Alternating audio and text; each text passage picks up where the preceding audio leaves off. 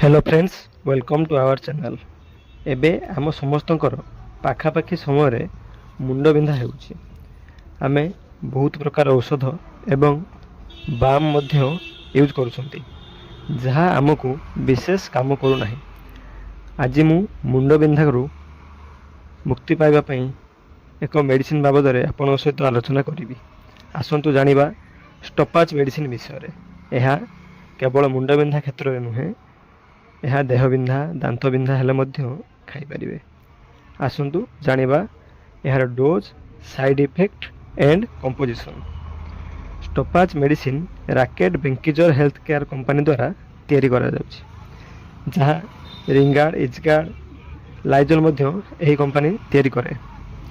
यही टैबलेट एक स्ट्रिप रे 10टी टैबलेट आसे। 10टा टैबलेट को 16 टंका 46 पैसा पड़े। यही मेडिसिन भितर पारासीटामोल 500 mg एवं कैफिन 50 mg अच्छी, जहाँ आपण मुंड बिंधा को मूलर नाश करे। यह 12 वर्ष ऊर्ध्व पिला क्षेत्र में यूज करा जाए। 12 वर्ष रु 18 वर्ष पिला क्षेत्र में दिन को 2टा, सकाळे गोटे रातिर गोटे खाइबा परे, एवं 18 वर्ष ऊर्ध्व लोक मान क्षेत्र में प्रति 4 घंटा रु 6 घंटा मध्य गोटाए टैबलेट खाइबा परे खाई परिबे। मन रखंतु ए टैबलेट को खाली पेट रे खाइबे नहीं। आसंतु जानिबा एहार साइड इफेक्ट कौन।